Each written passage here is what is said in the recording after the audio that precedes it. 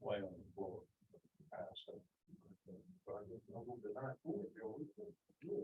You know, if you lay down on the floor and start taking a nap, your ex-boss, city walked in and said, "Lando, you did that for 30 years. Get up and do something." With me. Tried to tell you.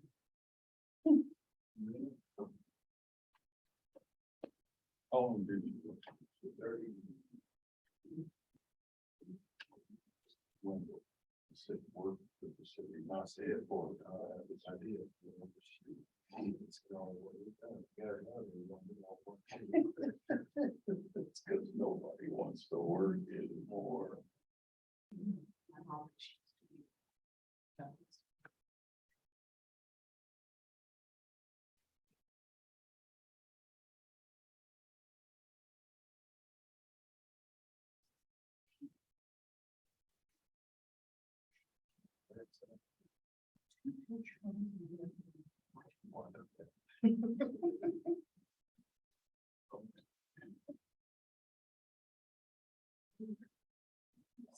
used to be. And he lived in the cliff. He said, "Oh, he was out there to farm gas lines and stuff, future building and all that." He said, "They couldn't realize what to do what I was doing." And it was horrible. He had the perks and the benefits.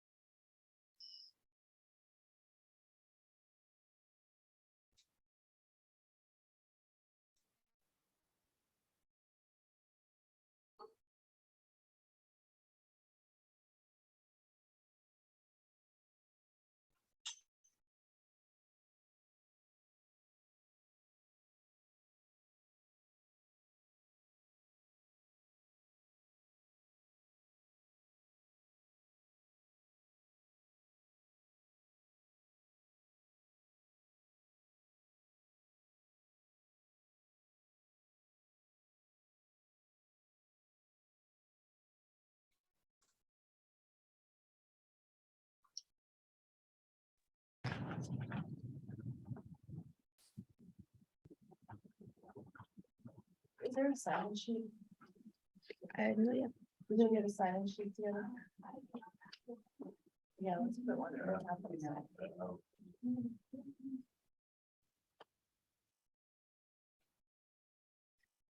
She's gonna pass around a sign-in sheet if you guys don't mind signing in.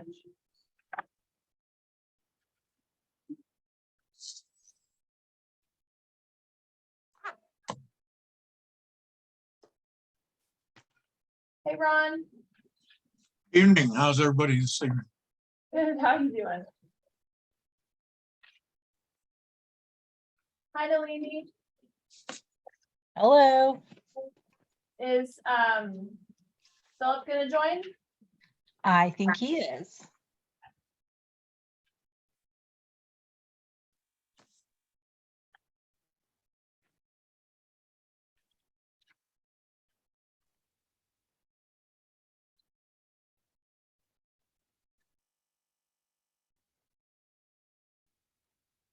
And then,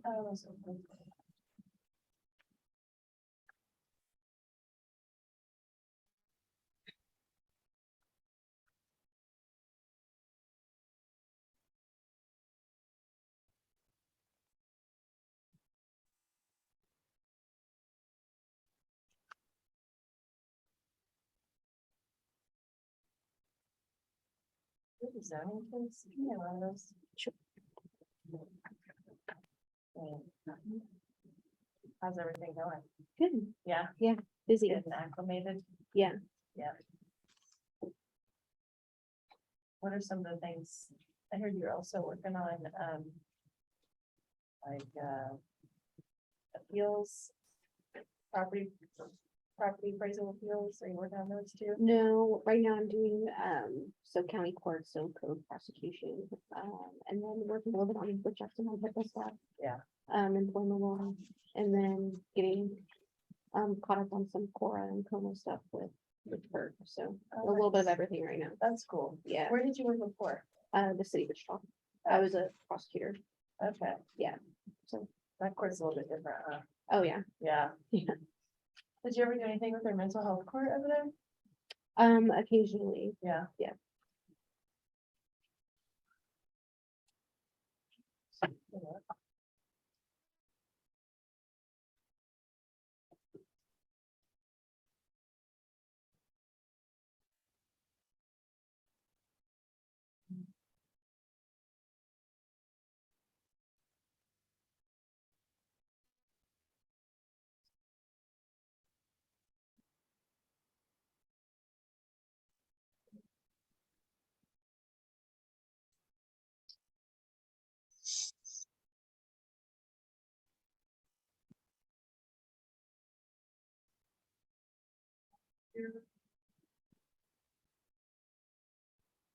No, I think Zoe just walked out, but I think she'll help you get what you need for the presentation. Okay. Do we have the zoning folks? Yeah, she's here with you. Okay, okay, great. Awesome. Christina, Yes, I'm Christina. Nice to meet Yeah. you. are you with the, nice to meet you too. Are you doing the historical stuff? Yes, I am. Okay, that's right. I thought I'm Kathy Morgan. That's what Yeah, everyone calls me. I thought I Yeah, recognized yeah, I'm Christina. you. Nice to meet you. Okay, great. Nice in to the meet you. counsel's office. Okay, so Deb just submitted her resignation. How you doing? Good, how are you? Good. See you. Yeah.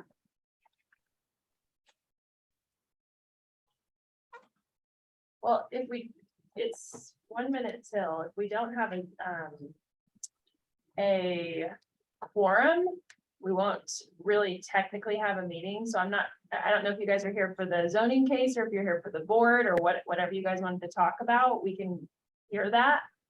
I'm not sure what you guys wanted to talk about, so it'll be kind of just a case by case. Are you guys here for the zoning case? Yes. Yeah. Yeah, all three of you? Okay, all four of you? Okay, great.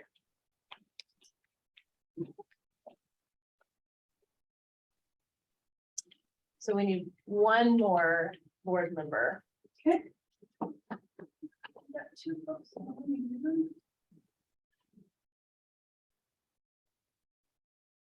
Okay, cool. Then we have a forum then.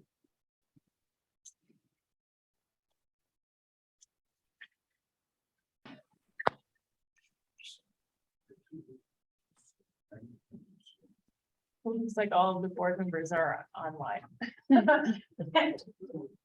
Okay, so it's 6 o'clock and we have a quorum, so, I don't know if you guys were aware. But our board chair has recently resigned with her, clerk duties at the city. She was appointed the city clerk. And so she has resigned.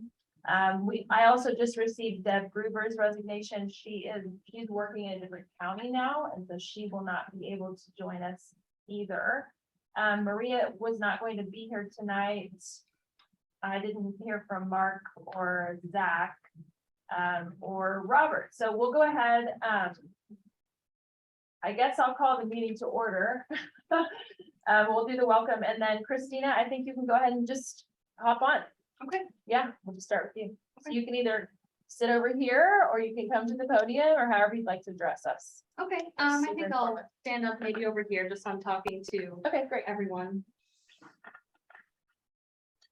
Great. So I have 2 zoning cases to present for you guys today. The first one here is zone 22-38, and this is out in the county. It's generally located at 4900 West 69th Street North. It's currently zoned RR rural residential, and they're requesting to change it to SF20 single family residential, and staff is recommending approval for that. So, I'm sorry. Oh, I just wondered if I was gonna display it. Okay. So the difference between RR rural residential and SF20 single family residential is essentially the lot size. So the applicant intends to subdivide this property into 3 lots in order to develop single family dwellings on approximately 1 acre lots. It's currently 2 parcels. Do you have can you display the, I think she's trying to. Oh. You might just give her a sec. okay, Sometimes this is kind of tricky. Is the applicant here, or is one of you guys the applicant? No, did you guys submit a protest? More or less, trying to get more information about Okay, what's going on with this guy, because he's different. okay, cool. I haven't, this is the first I've heard of this zoning case too, so I'm hearing it for the first time tonight, just are FYI. you guys here for zone 2238 or zone 2241? Do you guys know which one? The one on 69. The one on 69. Okay, sounds good. I'm here on the other one. Okay. So, as you can see, the property, so that's for zone 2241. Do you have zone 2238? Okay, sounds good. All good. They're on the screen all the way over here.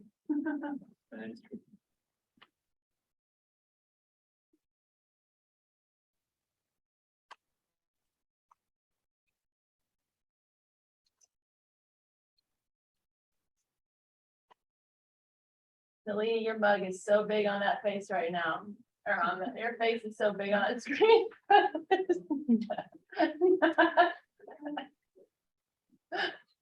Now we can't see you, you're all good. There. Okay, here we go. Okay, so as you can see here, there's the 2 parcels. There's like the skinny one on the outside and the one on the inside. It's all good. So if we look at the properties around that, they're mostly zoned RR rural residential. And they're developed with single family residential dwellings and agricultural land. However, there is SF20 single family residential zoning approximately 1/2 mile to the east. And there are 1 acre lots just on the northeast corner of West 69th Street North and North Cooper Road. The property is currently unplatted because it's out in the county, but it will be subdivided via lot split in accordance with sub 2238, which is one of the subdivisions. Where are the 1 acre tracks on 69? Can you scroll it? What else is on this document? There's 7 other pages. We live there. We're not familiar with any 1 acre tracks On the northeast corner. 69. Okay, go back down. The other way. Oh, sorry, go up. This page. You live near her? I live at 6327 North Hoover. He lives just north of 69 from Hoover. There is no 1 acre tract. Okay, That's bogus. okay. All right. And the one at now, what he may be talking about is at the corner on 69th and Hoover, there is one acre corner right there. Okay. If you go west or east, 69th and West Street, there is another 1 acre tract. We don't get answers when we try to make a phone call and try to do whatever. In fact, Chad knows me and he called me after the last meeting to let me know that he wasn't gonna do anything dirty and underhanded and blah, blah, this and that. And in his speech, or time allowed over there, he did say about these, but there are not 3 of them button up to each other. We wanna know how you're gonna have septic with 1 acre and your next door neighbors got well water and septic, and the next door neighbors got well water. There's no 1 acre tracts. The 1 acre tract at 61st and Meridian area is on city water. There is no rural water and there is no sewer out there. So you're gonna be doing all this with, and even the commissioner of the zoning people said there's a lot of work to do, and Chad tried to tell me that on the phone, and I was just listening to him, that he wouldn't do anything dirty, because this is the same guy that tried to sell land that he didn't know. Okay. Why don't you talk to me about this real fast? Okay, Show me where you're talking about. well, So this is 61st, right here. This is Hoover, Hoover goes up to 69, okay, right here. and on that, be on the northeast corner, there's a 1 acre tract. Okay, You know how much land side has next to him? No, I don't know. talking about these right here. I don't see a house there. Not yet, but they're On going to the use that. northeast corner is 69. Okay, so that would be here. There. Northeast. Yeah. The existing one, we're trying to, are they flat? Oh, I'm not sure. I don't think so. No, but they- So this, They've been out there forever. the northeast is here, right? But you're talking, this is 69. Yeah. It's fine. So it's right there on that corner. There's Right. one house there. Okay. And adjoining him to the north, but it's more than, he's got an acre. My son-in-law thought about buying that one and had it for sale. So I know it's just an acre, or maybe not even an acre.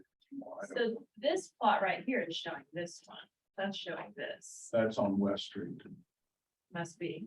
Okay, so why don't you continue with your presentation and we'll, I don't have much else to say other than, the requested zoning is in conformance with the community investments plan, the Wichita Central County Comprehensive Plan. So the map identifies the area to be within the rural growth area. So they're projecting that this is going to be, an area for single family detached homes on large lots.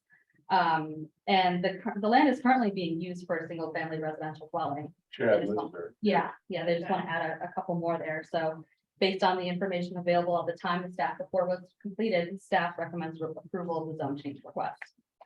so did you submit us at the formal? I was there at the meeting, but Okay.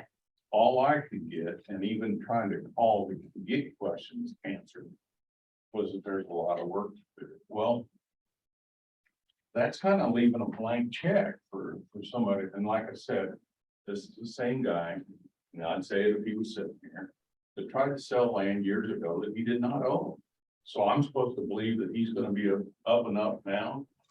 Honestly, I'm half a mile or 3/4 of a mile away from Where do you live? You live over here? 6327 North Hoover. If you go to 61st, it only goes east, it won't go west. Okay, right here. Yeah, and ours is, You live over here. it's a brick house on the west side of the road. Right down here. Yeah, It's a lot better to have computer. I couldn't tell you whose land that is. That looks like. it yeah, Right there. that's. The curve on this road, this is road kind of, Yeah, just after the curve and go north. Okay. okay, so that's your property. Do we know, I guess, what else is on this street? Is there a protest area? No, there's not a protest area. Could somebody show us a screen? Because I can't see what you're talking about, what area you're talking. Okay. So go back to that one. So Ron, I'm sitting with Mr. Wes Wilson. Wes Wilson. And, oh, that's weird. That's so weird. Okay, and so Wes Wilson lives, if we're looking at, can you see the red block right now? Yes, thank you. 69th Street, he lives south at 61st Street and to the west of this. That's what we were talking about. North of 61st. Okay, So tell me again, this is going from what to what? It's going from RR rural residential to SF20 single family residential. And staff is recommending it go from RR to single family. That's correct. We're recommending approval of the zone change request. So has the protest period already gone by? Yes, the protest period is already ended. We did not receive any formal protest petitions for this case. I did receive a couple of concerning phone calls and emails. They just wanted to mostly get more information out of what is happening. But it's difficult to protest something when you can't get answers. Chad told me when he called, when I was on my way across town, that he may not do anything for 10 or 20 years. Well, Wendell come up with information that he's already made these plans and stuff, so. Do I think I can believe him? No. Do I have proof that I can't believe him? No. But best concerning factor for future behavior is past behavior. Tried to sell land he did not own. So, I mean, it just smells. It doesn't smell past the stem test. So what happens if they submit a protest now? So it wouldn't be valid because it's outside of the 2-week protest period. So Did you Did you receive? hear anything about a protest period? Neither did I. Nothing. I was at the meeting. I didn't hear anything except from, and I like him. Guy was in charge of it, sitting in the middle. He said that there's a lot of work to do before anything. I wonder what the radius is that. it's a 1,000-foot radius. Do we know what a 1,000? And I remember sending out letters to you guys. I got a letter from, Okay, I said, 200 feet. Yeah, and the company. Yeah, I'll talk to them. oh, it could be 200 feet. Then. That's funny is, been trying to get hold of anybody for a month, and we get run around. And you tell them this, and then last meeting, I didn't make no kind of funeral, so he went. And I was told 455 North Main in City Hall, changes there, he went, and they got sent them to the wrong place. We're having a hard time getting the information out of anybody. And nobody make phone calls, yeah, make phone calls, don't return. And finally got a return call Friday. It's hard to know what's right and wrong, and you don't know who's doing what. You know, we don't get answers that we. And if it wasn't for this morning sending that email, then we wouldn't know to change your place today. You know, that's kind of how we've been running around all the time. We're trying to get information. So can we request that? I mean, from what I'm hearing from them, there was a lot of miscommunication, they feel. So how do we address this so it just doesn't fly by without, I mean, because you both went to the planning commission? You went, I went. Wes went? His sister passed away in her funeral that day, so I drew the short straw. I had to go. so because there's no protest, does this will just pass or will it come before the commission? It's gonna go before the Board of County Commissioners regardless. Okay, It's just a difference whether it becomes a consent item or a non-consent item. So if. Well, we can pull it off of consent. and What talk about it.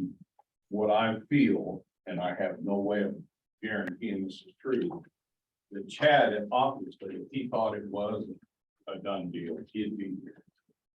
And so I think he thinks they've already split by on that stuff because we dropped the ball or we didn't. We've anything but dropped the ball. We've been trying to get answers. I've contacted other people. I've got a guy that's gonna take pictures with drones. I don't know if I'm anti him doing it, but I wanna know what he's going to do. Yeah. And it's hard to say you can't play that game when you don't know what game we're playing. So, Well, I would say that since it's gonna come before the VOCC, that we can have this discussion again, and if there is. Enough of a case, I mean, their options are, it could pass. It could go back to the. Metropolitan Area the Planning MAPC, or it could fail. I mean, those are the three options, so I would say that we can have this discussion again. if you heard the commission, somebody says, I need 20 people that have reasons for this. And give me heads up, I'm comfortable in saying I can get that, those people. Because we just don't know. I mean, we look stupid being here when we haven't got the facts with us because we haven't got the facts on answers. Sure. And he tells you on the phone, he may not do anything for 10 and 20 years, but he neglects to tell you, he's already drawn up stuff to be done. Do we have the plans that he's drawn up? I don't have them on me because they're associated with a different case. I think I've got a copy of them here. If that's what your Okay, I can take a talk look. is, what he's wanting to do, is that what you're? Yeah, maybe the Love and Life Plat Edition, I may have sent that to you, Wendell. I think, Yeah, she said to me, yeah.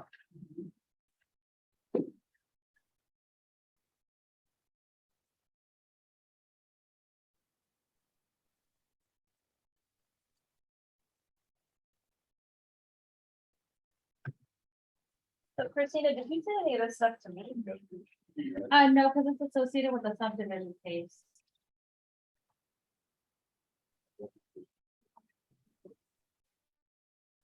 So this is just a very preliminary of what he's proposing. you want him?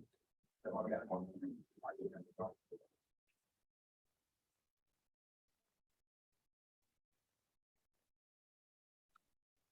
And how many lots is on here? 3 lots? We bought our place in March of '86. And fought with the neighbor to the south that was dumping illegal sludge. The tire piles went up. I mean, it's hard for a young, I'm not young anymore, but in '85, I was old. And it's hard for you to increase the value of your place when they're doing this illegal dump. So much for and tires. A guy would go out and rent 40 by 60 foot place and for X amount a month and just pile tires forever with no plans to ever do anything with it. And then said, the guy with the service station in Balance Center was paying a guy to dig him out and go out there in our sandy soil out there buying and bury it. The sludge that he oily, I mean, it just went on and on. He could, and his comment to us when we started fighting that was, I'm grandfathered in. He lives across the street from the new sanitation place at 53rd and Broadway. A multi-million-dollar facility. He lives right across the street. He was the biggest complaint about that place. Smelling. He doesn't care about the land that he owns out there next door to me. I mean, it's just, people think they can just, it just frustrates me that they think they can. Do What is- anything. Well, and the concern, like, my concern is what type of stipulations are there going to be for the structures that are going to be built there? Are they gonna be permanent structures, stick-built structures? You know, what's gonna be the clean water and the dirty water waste management? You know, what's Well, gonna- water management at all. Yes. Yeah. Yeah, So I it mean, says that water service is gonna be provided through private wells. okay, but you can't have. Okay, so what is the minimum acreage to have a septic system and a water well? With lateral field running out, how far away are you gonna? How be far the away lateral from field those that do you have to right? have each other? So is that, Are that'll all be, of these three going to be piled into one septic system, I bet. one well? Ultimately, Because I thought that there was some kind of, I don't want to say law, and I'm kind of talking out of context because I'm not 100% sure of this. But I thought that there were minimums of like 5 acres to have they done a perk test are they going to have a septic system or are they gonna have lagoons? And if you have a lagoon and a water well, you can't have that on a 1 acre lot. So To it has all of support that her, been done. to support her concern, we as human beings only fear what we don't know or understand. Right, That's a fact. that's all. And we can't get answers to know what we are supposed to know or understand. We don't get them. Yeah. So, And I will admit, I can't speak to the water and system. that's the fairest. Because this answer is of a all. zoning, this is a zoning concern, in terms of the types of structures that can be built on this property. So when it comes to SF20 single family residential, it has to be permanent structures. If it's a mobile home, it has to be only in a manufactured home district, MH district. So they have to be permanent homes, or it can be a church or place of worship. You can't have any mobile homes on that property. So will the water concern be discussed during the plating? Yes, or during the building permit process. So the Okay. building and construction department also handles the water process. So, to my board here, what kinds of questions do you have? What kinds of, have you been hearing everything? How can I assist you guys in helping to understand the situation as it's?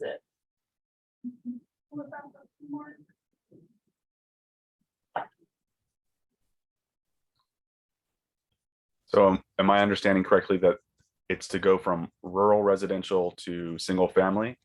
Yes. That's correct. Is there a brief way to outline kind of the differences between those two zoning? Yeah, so it would be the minimum lot size. So with SF20 single family residential, the lot sizes would be 1 acre each. And then for our rural residential, you can have bigger, but for SF20, it's up to 1 acre lots. Up to 1 acre, but no more than 1 acre. Up to 1 acre, yes. But not. Okay, Well, I think it's a 3.45 acre deal overall. And I would assume he's gonna try to divide it equally in thirds. I don't. There's that answer. I don't know. He may lose some acreage for road right of way. Through the planning process.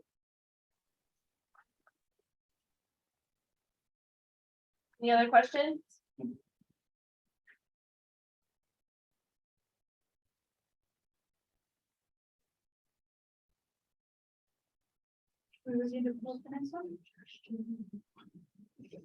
We have to vote on it first. So if you all had to make a vote on this, there's 3 options here. Well, there will be 3 options. Right now, the options are, it's coming before the board. I'm not sure when, do you know when it's coming before the BOCC? I want to say October 4th, That'd be the 5th. the 5th, yes. Yeah. Okay. So it will come before the BOCC on the 5th. The options would be to send it back to the planning commission, vote to approve, and vote to, it would be 3 votes to deny, right? Because there's no protest, so it'd be just a simple majority. Yes, it's So a there- majority to deny. Commissioner Cruz, I'd like to make a motion that we take and send it back to the planning commission to find out the area of influence in the zoning area, Okay. and maybe solve some of the problems that's been asked this evening. Okay, so is that a motion on the floor? It's so much. Is there a second?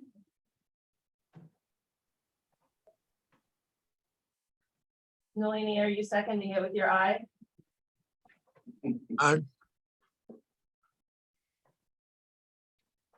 Okay, so just to clarify, the motion is to send it back to the planning commission. That's correct, yes. Okay. Sure, I'll second that. Okay, all in favor, say aye. I, Aye. I need 2 more ayes, or all in favor, say no. All at the same time? What's your vote, Nalini? Yeah, I'm not sure. Maybe I need to abstain just from not understanding. Okay, Mark, what's your vote?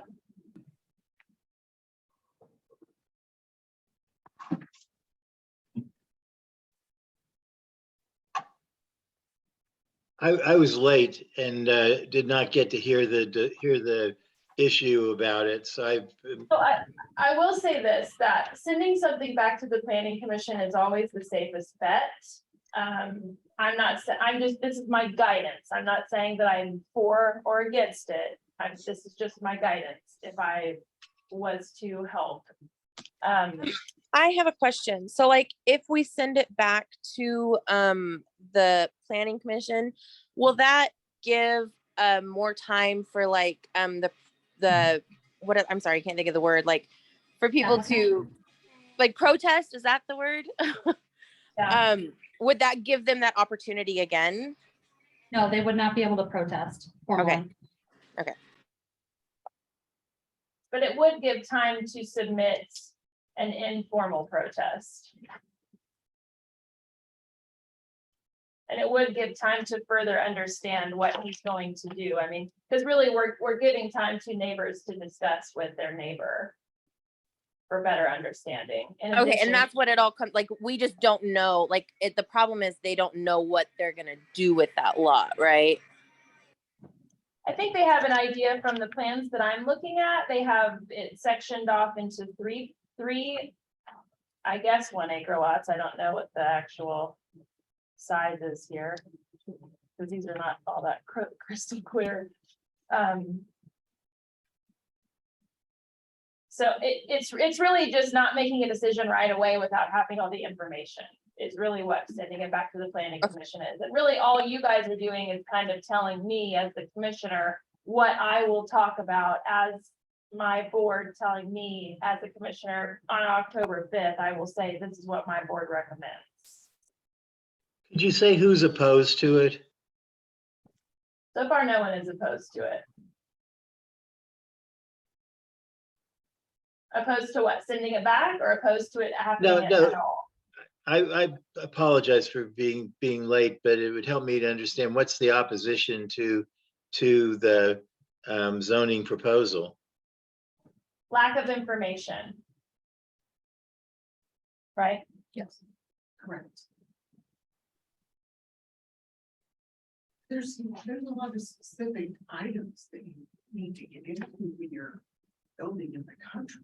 You're developing land that Hasn't been people developed. live near, you've got water issue, clean water, dirty water. How's that going to? When I went to the commission meeting, or whatever, Bill Johnson's name, he said, well, they'll just have to get rural water. And I said, there is no rural water within a mile or 2 miles. That's not even in your, if you don't have rural water, you're not gonna get rural sewer. Mhm. So that's not even on your sheets, there's nothing about that. And I'm repeating myself, but he's not the kind of guy you can just fall in love with and say he's gonna do wonderful things out there. Well, I think regardless of the guy, I mean, the water thing for me is the issue. You don't Yeah, wanna so drink, which, Facts. that's, I don't know you. Never met him. I want facts. I want to know what's gonna happen. How is that going to be addressed? the house we bought in 85, 86.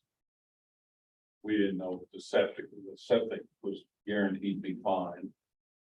And we hadn't even moved in, was just washing, cleaning up. My wife said, there's water standing out there, and it was over the septic tank, and he had it pumped out. But when they went out there and a guy come out to see what he could do with it, the lateral fields ran uphill instead of at the ground, and instead of 5 and 7 o'clock for the holes to come out and backfill with rock underneath it to drain, it was sand and dirt. And our secondary well was between 2 lateral runs. He said, there is no way any part of this ever passed. The count, there was never a test. The lateral fields aren't right, a secondary well, you don't want your horse drinking out of that well.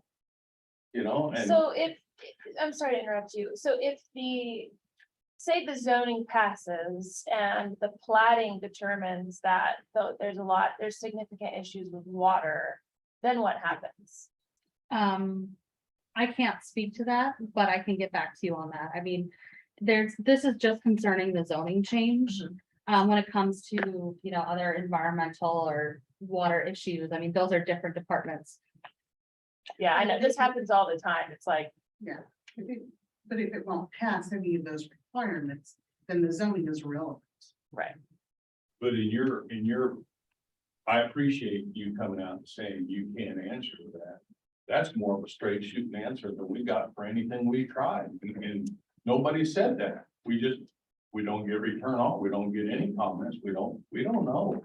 There's no warm and fuzzy thing about it. so can I ask you a question? You got a letter. And it was, what did the letter say about the protest period? Like, is there a miscommunication around why a formal protest wasn't submitted? Was there I some think I have confusion a around that? letter on the protest, anything about the protest, I got a letter about the meeting. Right. And you could speak, but they didn't say anything about it. Well, it said in the letter specifically, you have to be within so many feet. Like, For it to be a valid 500, protest, yeah. For it to be a valid protest. None of us live within 500 feet. Nobody does. within five. Nobody lives within 500 feet. It's a rural home. So, you know, any kind of protest, our protest is Mhm. irrelevant if you take it to that. Just There's nobody that could protest it at that point. So, 200. but we're concerned. We're not saying don't do it. We're concerned about what's going to happen. Sure. That's all. No, I hear you. Well, if you're gonna put a. Got plans for it, you should have all the information ahead of time that we plan it. I mean, If you got planned out, like. I'm not sure. Are these yours? Who are these? These Yeah. yours? it's window. Okay. I mean, if it's plotted out, have they done a perk test to see if it's gonna be, What's a perk test? I've never heard of that. Test your soil to see if if you're gonna have a lagoon Yeah. or if Oh, you're gonna Sort have of septic. percolation, how quickly the water goes through the soil. Okay, and you're not gonna get a lagoon on one. That's, No, it's against all. so I ruled that out. It would have to be live. okay, Yeah. so. Has it been done? This, no disrespect to the board, but technically, the binding action, there's no binding action that happens today. This is simply a recommendation from our board, this board here. So I'm not trying to be disrespectful to my members, but I am very curious as to what you want to, now that you've heard a little bit more, what more information do you need, to feel comfortable making any type of recommendation? We do have a motion and a second on the floor to send it back to the MAPC. Do have a motion on the floor that has to be acted upon right now. Okay, so I think we took a vote, but we only had 2 votes. But we didn't have, There was only 2 people that voted yes. Nobody voted no. and then Rebecca, did you vote? No, I'll vote to send it back. Just, I think there's too many questions, so. I will too. This is Mark. Okay, so that motion passes then with 4 votes. Okay, so there's the recommendation from the board is to send it back to the MAPC. Okay, Ken, is there someone there that we would be in touch with? So we can get some answers. So now, They can help us. So now what happens is this will come before the BOCC. I will tell the other commissioners that my board recommended to send it back to the MAPC. That's probably what I will recommend because that's what my board recommended. in my opinion, it doesn't really hurt anything to send it back. It does delay the process a little bit. I'm not making a final recommendation right now. I'm just telling you where my initial thoughts are. It's not really a delay if his words ring true. I may not do anything for 10 or 20 years. That was, whoa. Well, this is just the process I that, understand, but so- I'm saying you're not delaying anything, because he says he may not do anything for 10 or 20 years. sure, So he shouldn't talk about this being sent back.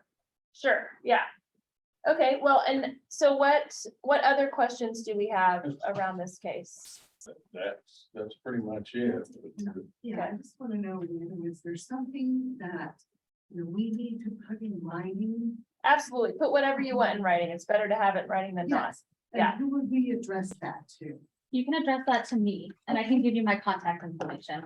And what I can do is when it gets sent back to the MAPC, well, the applicant will have to be there and he'll be there to answer the question. But what I can do is I can give the MAPC members your letter, whatever you have in writing, as supplemental material, and they'll be able to read that over before the planning commission meeting. Thank you Yeah. for your help. Well, thanks for being here to talk about it, because Yeah. it's important to hear about it. The consideration. Sure. Thank you very much. Okay, so next case, I think we have one more case. Yes. This is zone 2022-41. So this is currently zoned SF20 Single Family Residential District, and they're requesting a zone change to GC General Commercial District, and this is that particular parcel in question is 3.27 acres, and it's generally located on West 53rd Street North, specifically 7015 West 53rd Street North. They're proposing a warehouse, self-storage, vehicle storage yard, and outdoor storage. And we are recommending approval subject to a protective overlay. So if we want to go down to the site plan here, yeah, here we go. So well, first off, this is currently a 9.7 acre parcel, and then they're gonna divide that into 4 parcels. And where's this at? 53rd what? Ridge, Okay, And so. just to the east of Ridge. okay. So the zoning request applies to the 2 northernmost parcels that I mentioned are 3.27 acres in size, and they're developing those with the warehouse, self-storage, vehicle storage yard, and outdoor Can you storage. back out again so I can see like exactly where this is at? Sure. So, yeah, so the northernmost parcel here is 1.97 acres. Go to where it falls in on the map.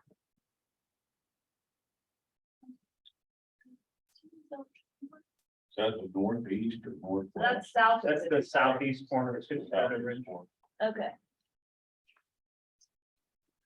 Anything would be better if there was what's been there. So, the northernmost 1.97 acre parcel, that's the one that's gonna be used for, Yeah, I'm sorry. I'm an agent for the applicant. okay. All right. Go ahead, sorry. Oh, okay. So then, if we want to stay on that slide here, so, the northernmost 1.97 acre parcel will be used for warehouse, self-storage, and then the middle 1.3 acre parcel will be used for vehicle storage yard and outdoor storage, which includes recreational vehicles, boats, and campers. And then the southern 1.02 and 3.93 acre lots, at the bottom here, those will be, so those will remain SF20 single family residential and will not be developed. And then there's gonna be a little reserve on the eastern boundary and that the 3 most northern parcels, and that will be used as a driveway and a cul-de-sac. So we recommended putting on a protective overlay, which is restrict the uses that can be on for that property. So the subject property shall be limited to all uses permitted by the office warehouse zoning district, as well as outdoor storage, vehicle storage yard as allowed in GC general commercial zoning district. And then we also have some other uses that are prohibited, just to make sure that we have our bases covered. So recycling, reverse vending machine, manufacturing, asphalt concrete plant. And then we wanted the protective overlay that the outdoor vehicle storage or outdoor storage and vehicle storage yard shall be restricted to just the 1.3 acre lot. And all signs shall be in accordance with the sign code of Sedgwick County. And let's see, just some other stuff here. It says, so the applicant shall also submit a site plan indicating the required screening, the area of the outdoor vehicle storage, and the required parking. Is there a protest? There were no formal protests received by this one. I did get some phone calls and some letters. They were concerned about, the devaluation of their property, because it is a fairly residential area right now. Some people wanted to keep it residential. So what is the number of storage bays? So the applicant is proposing 4 storage buildings. One is 45 feet by 160 feet, and then 3 buildings that are 45 feet by 115 feet. So there's gonna be a total of 22,275 square feet So how many, of storage. what do you think if people are gonna store their boats and RVs and stuff? So the. It's easier if I pull it, fix right here. So buildings are gonna be here, 4 buildings, that part will be for the large outdoor RV, those. That won't be covered. No, yeah, not covered, Okay. yeah. So what are those 4 buildings gonna be? Those 4 will be, storage bin. I don't know for sure if they're gonna do small individual units or kind of bigger, shed covered, for RVs and stuff, but, yeah, no more than. For vehicles though, not like stuff? Yeah, Okay. Yeah, we have it specific here that outdoor storage, or baling of junk, scrap, paper, bottles, or similar materials is prohibited. And it requires the storage of operable vehicles. It prohibits storage for wrecking and salvage uses. So we can't have any junk cars piling up in the storage area. and we're intending to leave the remaining space down here, single family. You can go less than 2 miles on west. There's a storage unit there and there's some high dollar stuff and storage out there. So I don't see why anybody would think that's gonna hurt the value of location places. Yeah, I think the concern was that they thought that junk cars were gonna be piling up, but we have it within the protective overlay that we're proposing that they all have to be operable vehicles. Yeah. Who owns who, is somebody living there right now? No, it's currently undeveloped. Oh, It looks better now than it has for years. there's a house on there now though, right? Well- There was, the developer bought it and it's currently vacant. Okay.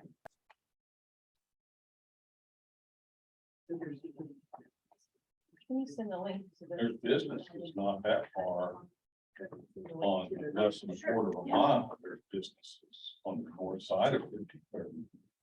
Just north or just west of there. West of Beach Road. So I don't see how this. Well, yeah, and the whole area is kind like Brahms is going in and they just put a, There's a That's. China mark there. yeah. Is there any cross streets close to They have 53rd Street there? Ronald, what'd you say, Ron? Is there any cross streets where this is being established at? It's really at the corner of West 53rd Street and North Ridge Road. Okay, is this the one that was similar you talked about 2 or 3 months ago with the BOCC? And I believe you guys sent it back then. No, we haven't seen this case yet.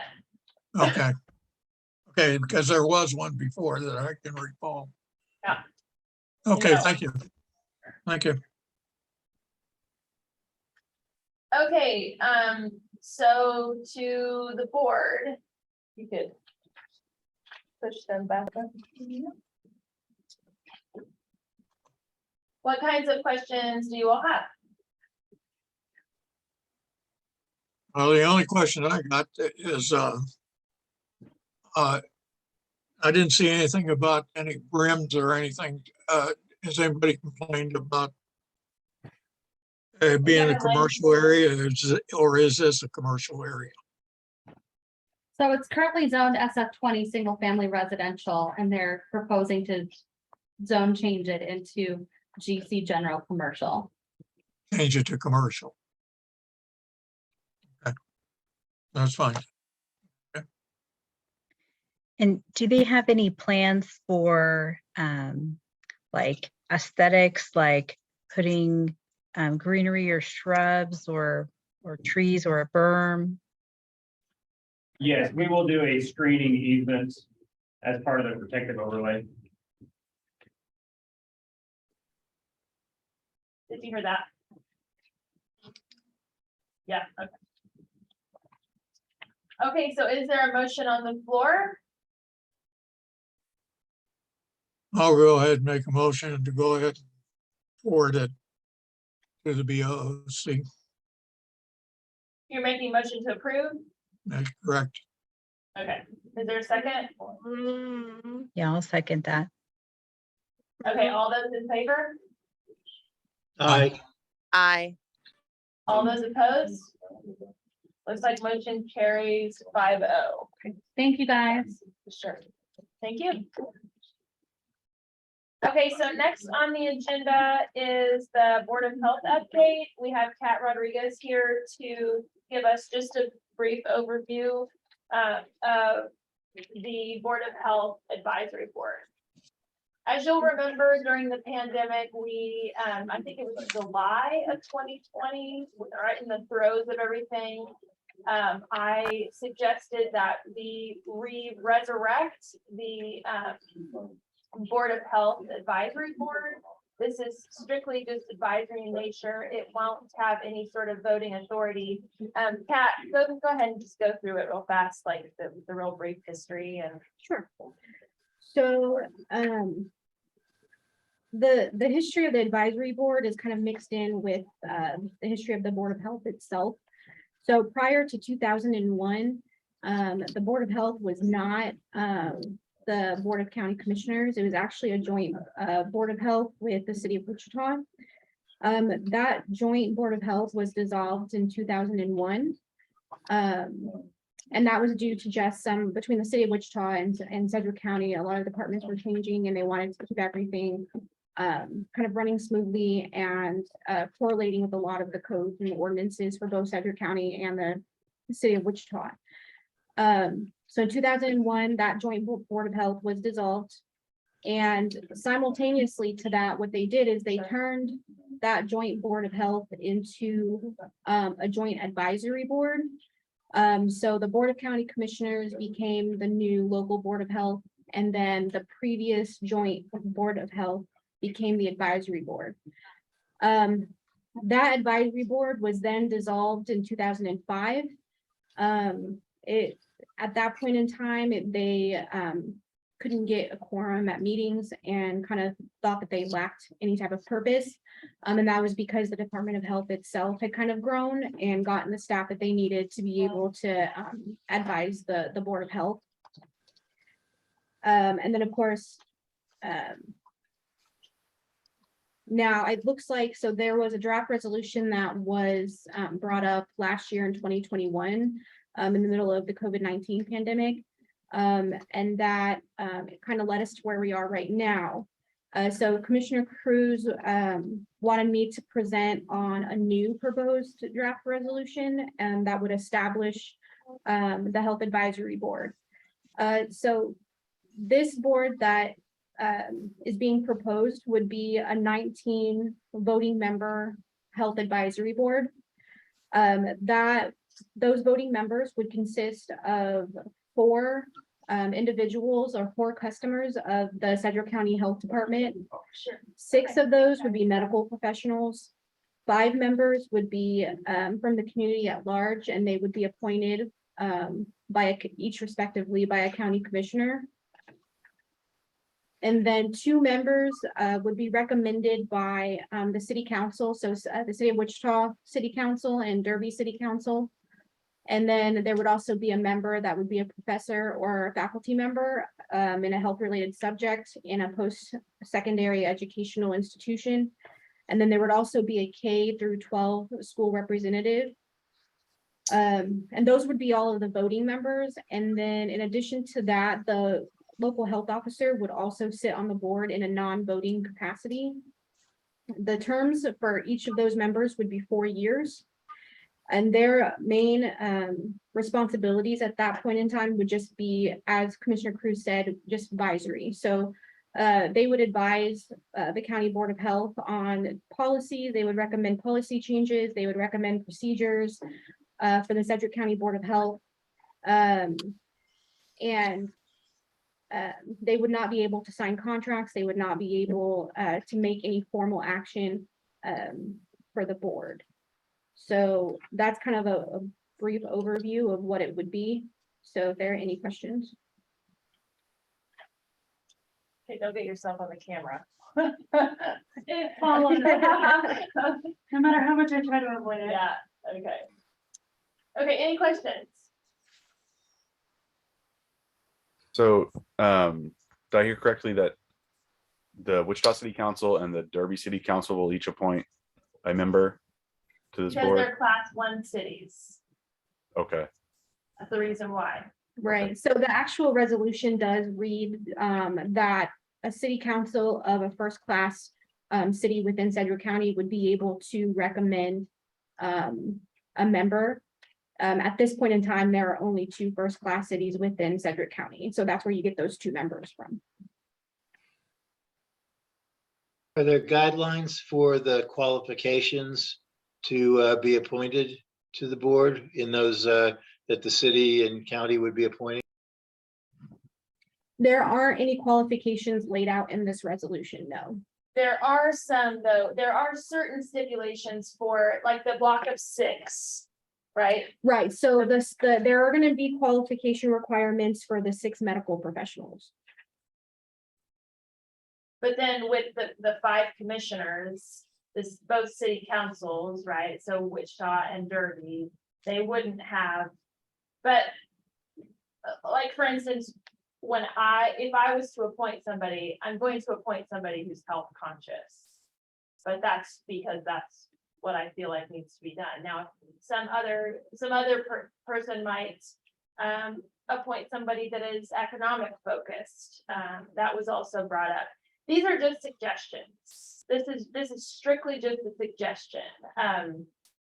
So if you have other ideas now, really, this is why we're bringing it in front of you, because I wanted to hear exactly what you guys thought about just sort of the makeup, the place to start, which is what you've heard, and then how you feel like going forward, it should be changed possibly. did I hear correctly that this is an advisory board? And basically nothing would be binding based on their votes? Correct.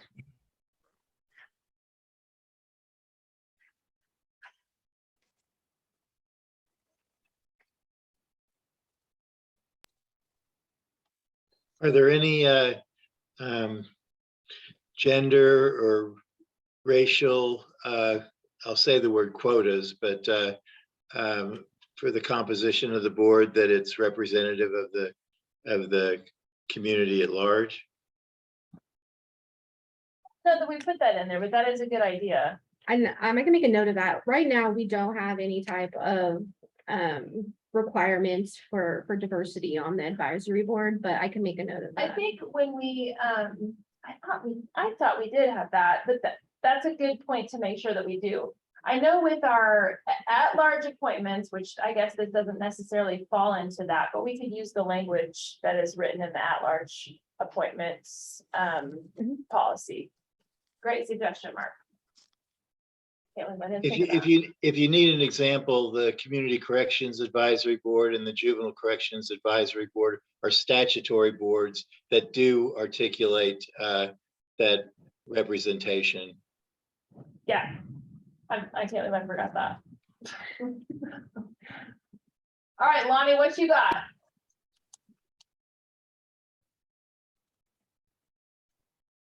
Nothing. Thank you for sending me the link, and I hope I will remain on the email notification list.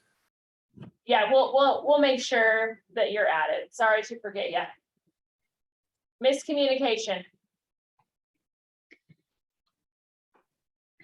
I have a question in terms of, right now, the county commissioners do get recommendations from health professionals. And can you kind of tell me how this might be taken into consideration differently?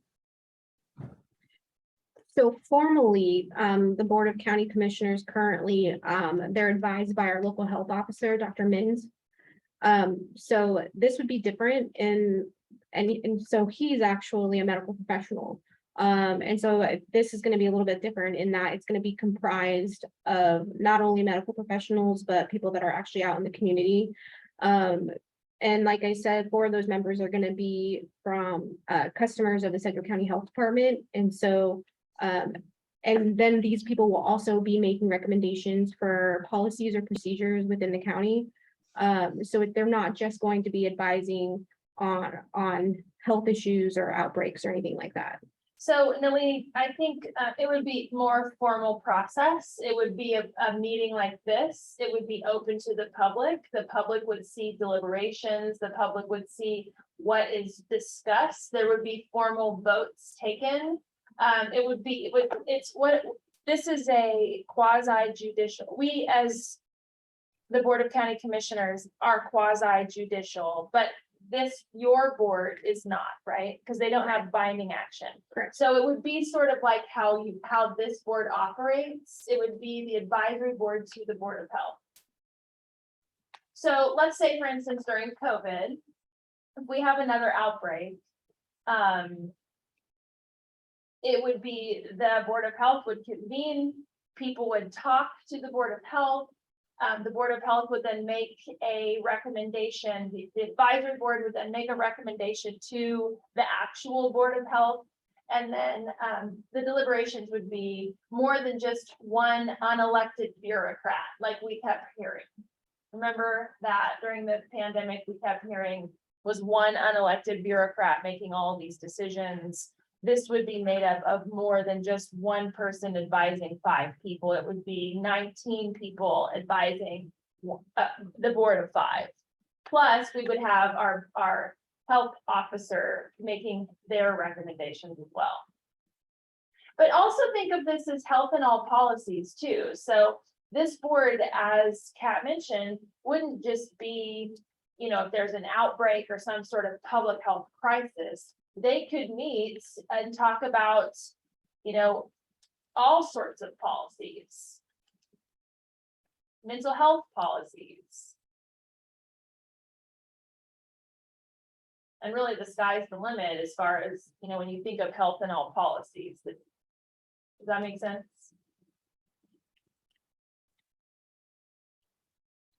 So are there any protections against the political, this becoming a political entity with only 6 medical professionals who can be overridden on anything by an organized group? Great question, Mark. So the 6 medical professionals plus the 4 health departments, right?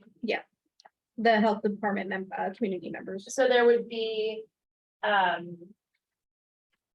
so that's a total of 10. So if you think in terms of votes, if it was 10-9, I don't know if there are any protections. I mean, that's just the nature of the game. I mean, it's either we have it and we have 19 people suggesting things, or we don't have it and we have 5 people who clearly aren't medical professionals. I guess it's the give and take, right? Do you get a few medical professionals deliberating with a bunch of folks, or do you get people who aren't medical professionals making decisions?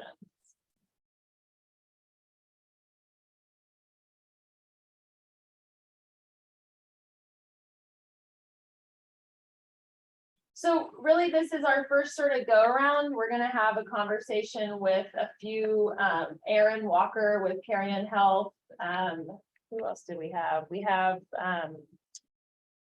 the Health and Wellness Coalition with, why am I drawing a blank on her name? We're gonna be running this by a few other folks before we present it for formal action.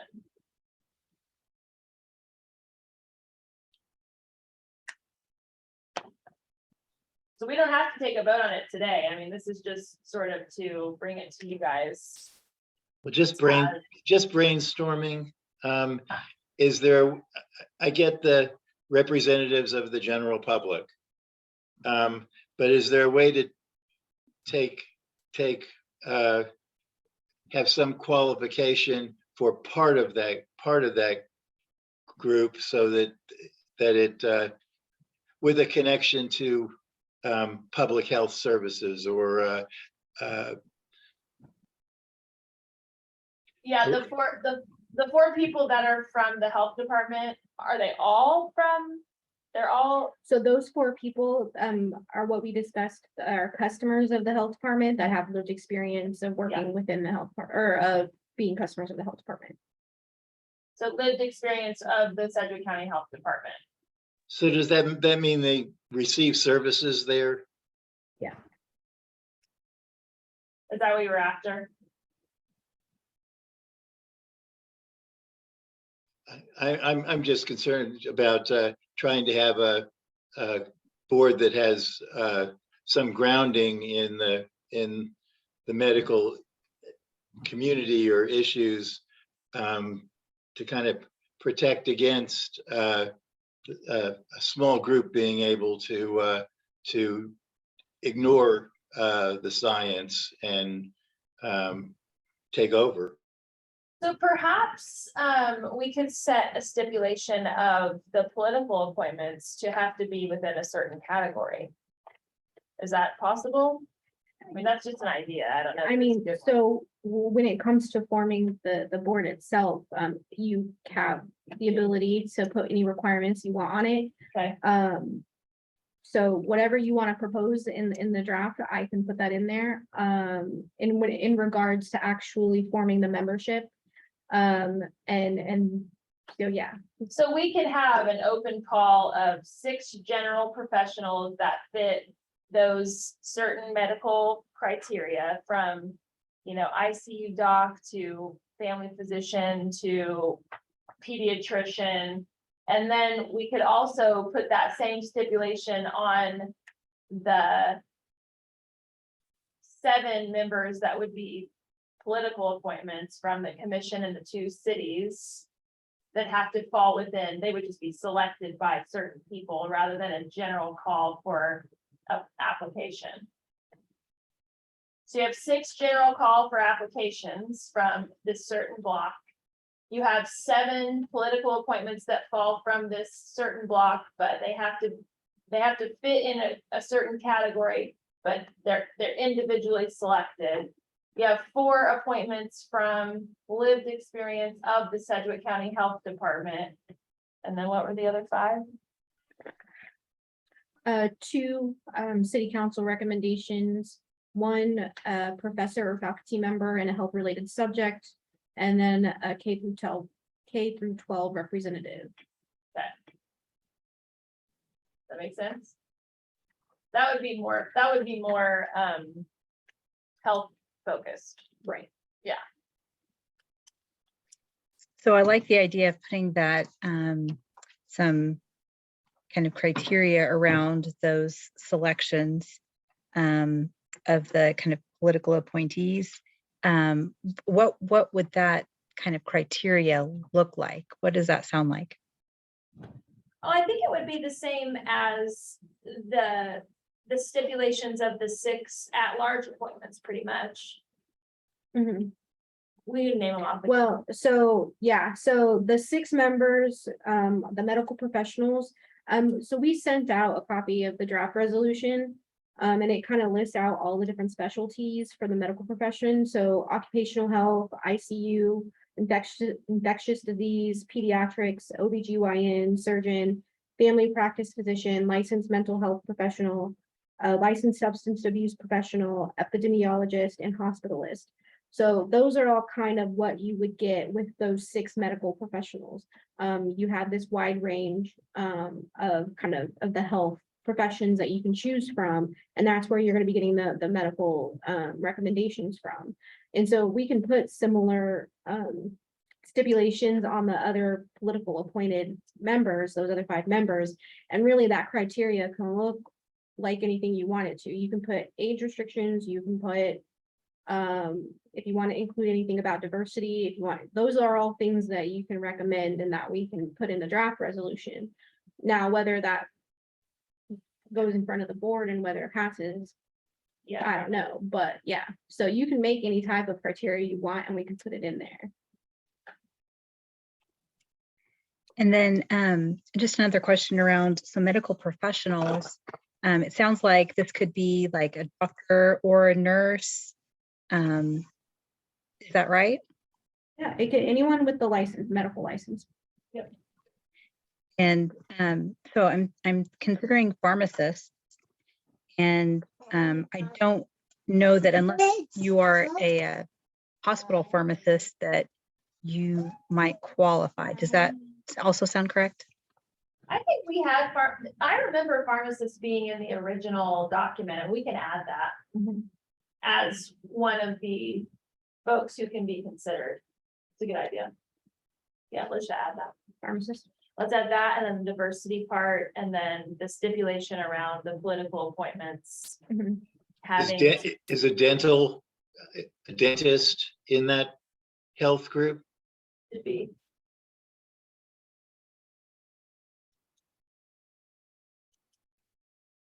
It is now. because Mark Masterson said so. Yes, Exactly. yes. Okay. Yeah, and so, and like, those can all be added in regards to the stipulations on the appointments, the political appointments. Do you know what you want those to be? It would have to fall under a medical category. Okay,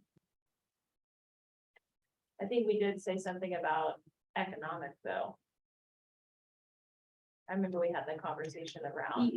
yeah, so in the prior draft that was presented in 2021, there was one voting member that would have been, that had some type of economic background. It was from, there was one person from the Chamber of Commerce. And, you know, some people could argue that the health of the economy, which I don't disagree with, but I don't necessarily know that for a health related board, physical and mental health related board, I mean, that's up for discussion. And I think, if I recall from the staff meeting for the last draft, I think there was some heavy discussion on the economic member, so. I mean, the other thing we have to think about is what will pass? Is there something that we could compromise, that we could get, you know, knowing that maybe we might feel the opposite, but we'd rather have something than nothing at all. What would be a compromise that would meet our goal? Yeah, I think that's an important consideration in terms of kind of the going before the Board of County Commissioners. And then also an important consideration to our population at large, who, I mean, like the pandemic specifically, it was very much a balance of health and kind of economy and what that meant for kind of the prosperity of our community and in terms of economics and of course health. And I mean, our community is concerned about both of those things. And I really think that economic consideration is important to at least have that representation in that group. And out of 19, I think that's a reasonable accommodation. And I think that's why we left the political appointments as not specifically health focused, was to allow for the economic portion to possibly be one of those appointments. I mean, if you think about collaboration with, you know, others, I mean, I know that I would pick somebody medical focused, but perhaps one of my colleagues would pick somebody economic focused. I mean, there's no guarantee, right? I mean, you could have a commission that appoints all economic experts. Doesn't mean that they don't know anything about health, it just means maybe that they're not experts in health. But if we're making a health board, I think they should be experts in health. But that's just me. But again, I want to compromise to where we get something that would satisfy the needs of the community at large. That's the point.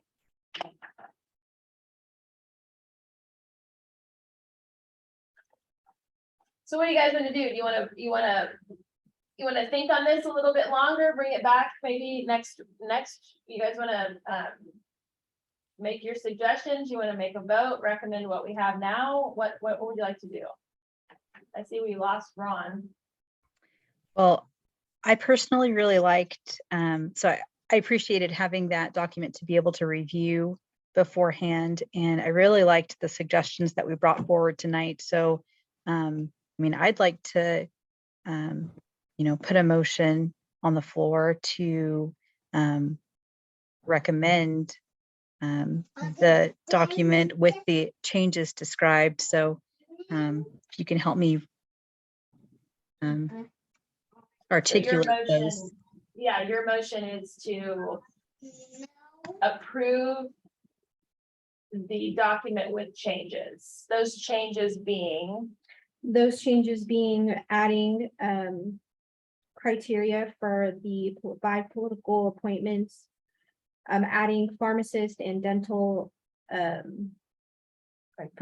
professionals as criteria for the 6 medical professional members, and then also adding in language to ensure diversity on the board at large. And then did we want to keep anything in here about the economic individual, or do we just want to leave that off?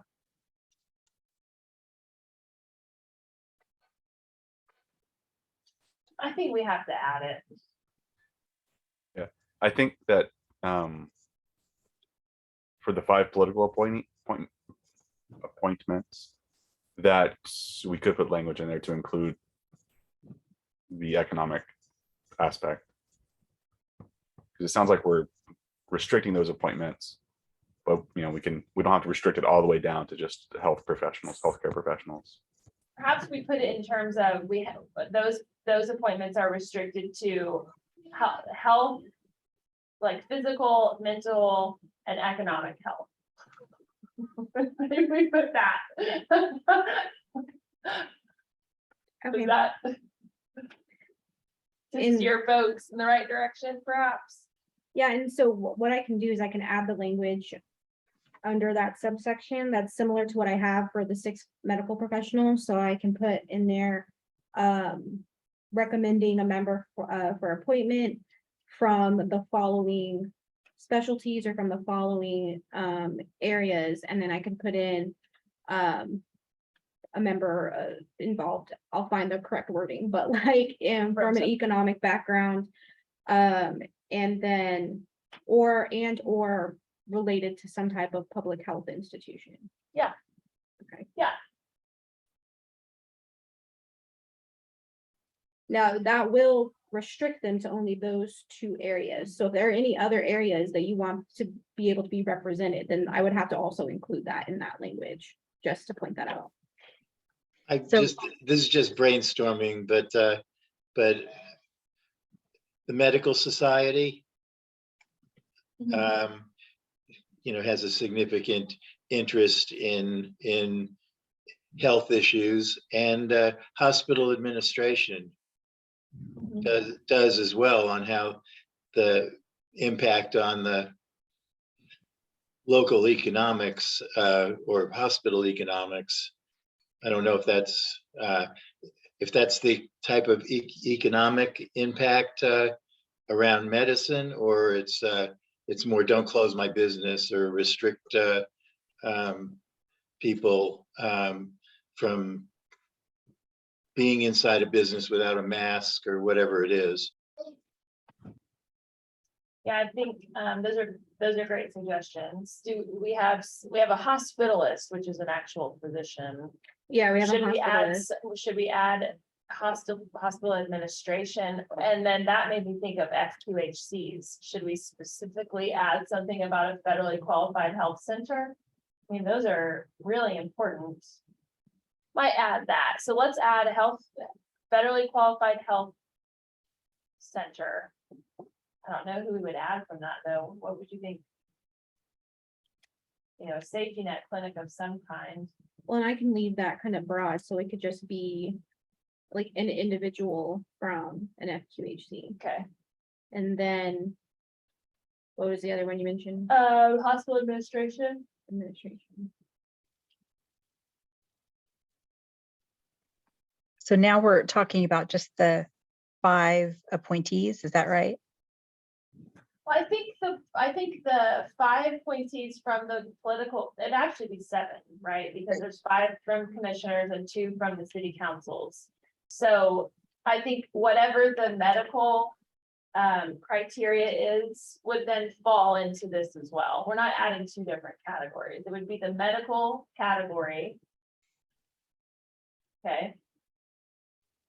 That would be physicians, pharmacists, dentists, and hospital administration, FQHCs, family doctor, whatever that list was. Right. And then that would be 13 appointments that would fall into that. It just depends on, there would be 6 at large and 7 appointed by individuals.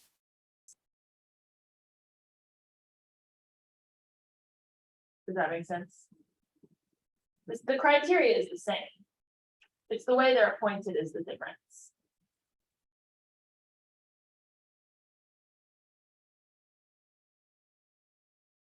Does that make sense, Nalini? And I can always draft this with the revisions and have it sent back out. And if you guys want, we can discuss it at another meeting. Or if you just want to give, however you want to do it, but I can definitely send out revisions. I'd make a motion to do a draft embracing these technical adjustments to send out for discussion at a future meeting. Is there a second? I'll second it. All in favor? Aye. All opposed? Okay, looks like motion passes. Okay, so we'll just get that out. We'll send it out via email. And then I am having a conversation with those other medical professionals that I talked to you guys about that might have changes as well. So this might change again. And then if it does, I will send you the follow-up to that conversation so that we can kind of merge before we send this to the VOCC for consideration. Okay, next on the agenda is the Juneteenth update. So we have been talking about this for quite a while. I know the first time we really talked about it was in my phone.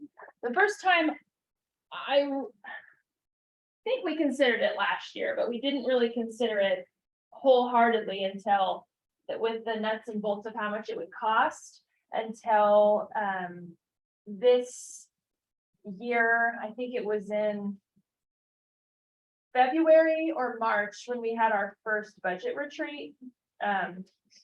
So the nuts and bolts around Juneteenth is it would cost roughly $828,539, and it's broken down by salary holiday pay, hourly holidays, and then the actual work on a holiday. So, you know, those people who work on the holiday get overtime or like time and a half on the holiday.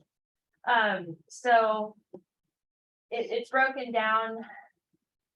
I don't know if you guys want to, we can send this to you.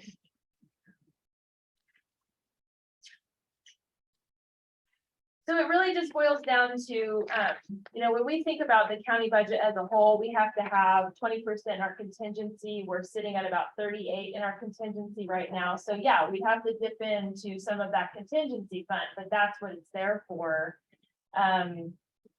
You know, the philosophy around this, and I think the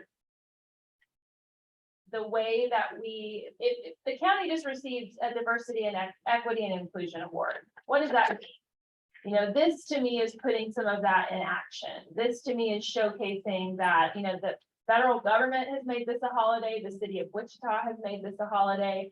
I think that it's time that Sedgwick County follows suit and shows that we not only want to be diverse, we not only want to be inclusive, but we're going to put our money where our mouth is and show that we are by offering this holiday for our employees. And it's not just about African Americans, it's about everybody here that works in our community and works for the county. And I think it's an important show of solidarity. It's an important recognition of, you know, the abolishment of slavery. And I think we need to recognize that as a community. So that's my pitch. I have asked to have this on the it will go to the BOCC on October the 5th for a vote. And so I'm just curious to hear your thoughts.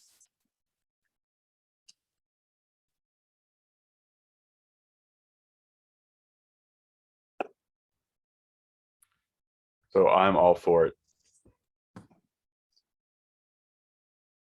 Okay.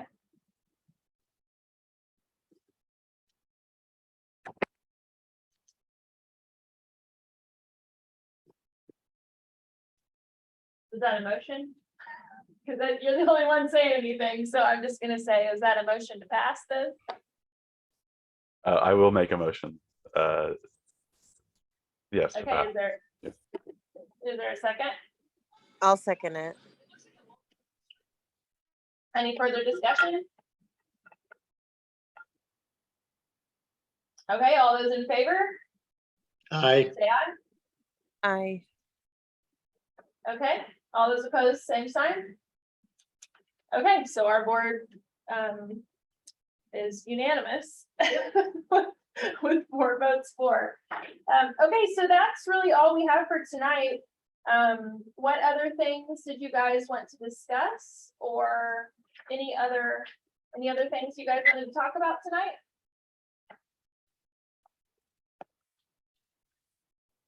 Okay, looks like I will, somebody want to make a motion to adjourn? So moved. Is there a second? I'll second. All those in favor? Aye. Aye. Okay, we are adjourned. Thank you all for being here tonight. I appreciate it. Have a good night. Thank you.